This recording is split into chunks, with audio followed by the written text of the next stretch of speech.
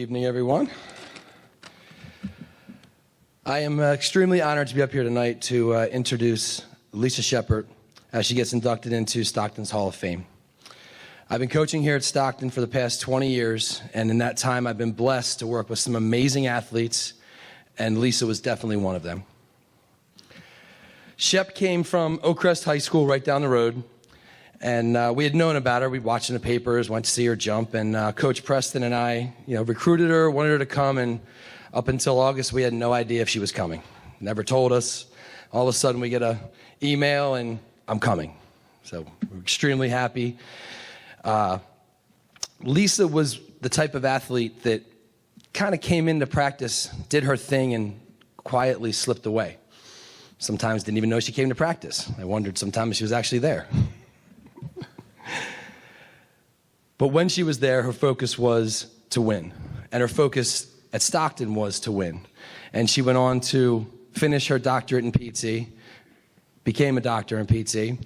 And then selfishly, when she got married, she's in Germany right now because she's out there with her husband and has not been practicing for the past 2.5 years to support her husband's career.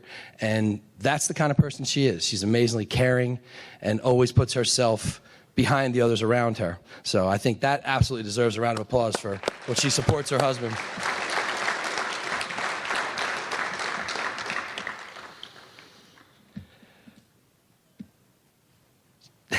She was very quiet and friendly most of the time. She's going to yell at me for this. And but like most athletes, she had her moments. Although I never officially was her event coach, I worked with Shep often. I helped her with her steps, watching her approaches, and keeping her from killing Coach Preston. They worked together. He was her high jump coach, and they would fight on a daily basis like a married couple. And, of course, I was their counselor.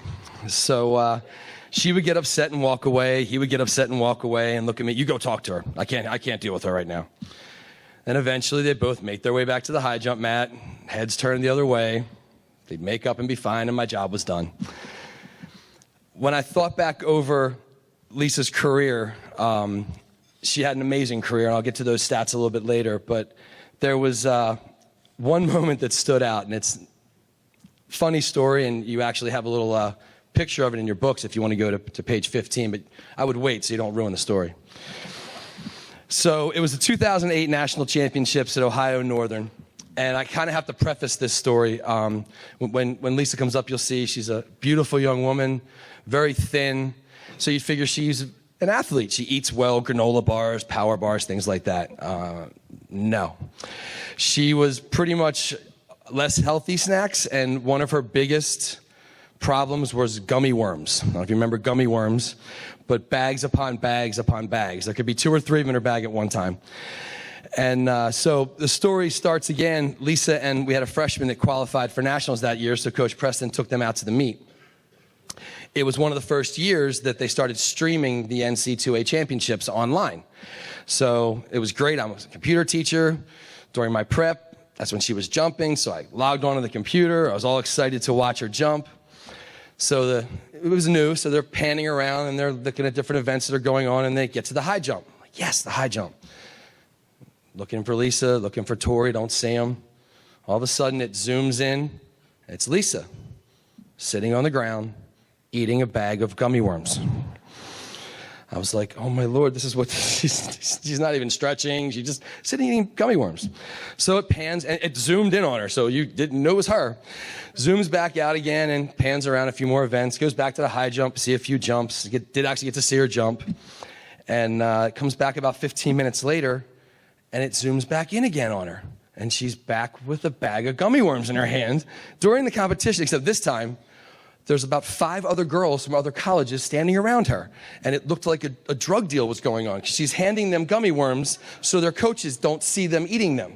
So she's handing them out to other athletes. One of them ended up winning the national championship that year. So that was Lisa, though. She always had fun. She always had a good time and always had gummy worms.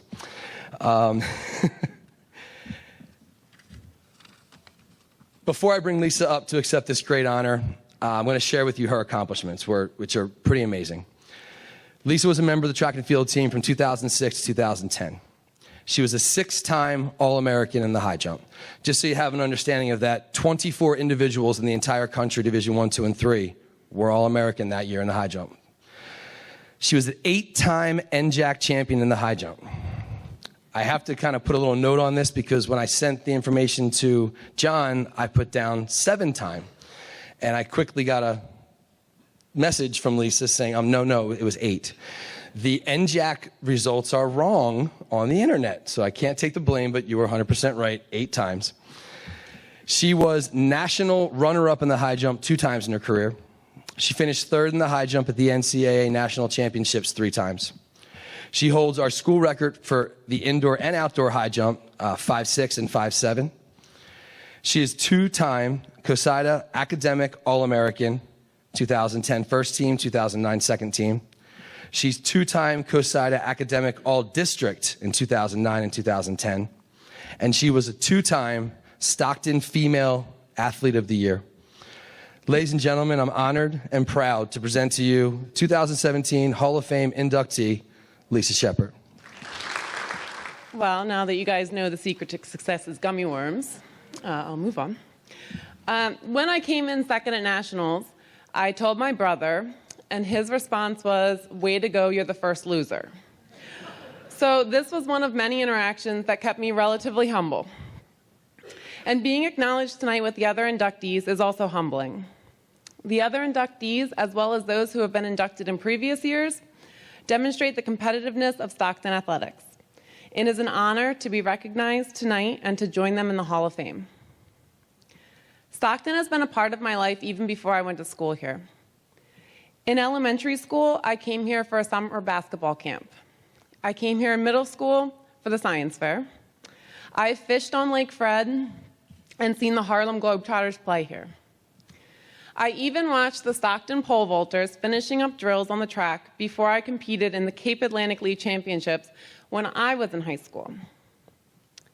All this was before I did 6 years of classes here to earn 2 degrees from Stockton. So I am happy to now be a fixture at a school that has made such a big impact on my life. I have to thank my coaches for dealing with me. Coach Preston and Coach Curl, or Mom and Dad as we affectionately called them, along with Coach Kev, made a balanced team. While I didn't always appreciate their input, I was lucky to have been coached by all 3 of them. As much as hearing Coach Preston yell, "Quick, quick," or "Bip, bip," while I was practicing made me cringe at the time, I found myself yelling it to the high schoolers that I coached at the Air Force Base in Germany. Coach Kev is one of the most knowledgeable coaches that I have ever encountered, and his contagious smile was much appreciated when I was frustrated, which, as you notice, that happens often. Thank you, Coach Curl, for somehow knowing when it was good to come over and coach me and when it was better to just watch from a distance. I know I wasn't always the easiest to coach. Other coaches undoubtedly would have hated the fact that I didn't warm up and that I ate gummy worms throughout the competition, but thank you for understanding my way of getting in the zone. And I also can't thank you enough for not making me run the 4x4. The coaches never had an issue with me practicing at odd times because of my class schedule, but my professors were also quite accommodating of my meet schedule. My 4th year of competing here was also my 1st year of grad school. I remember an instance I was going to be missing a class and an exam because of a meet, and I was scared to tell my professor about it. The physical therapy program here is quite rigorous, and missing one class, let alone an exam, is very frowned upon.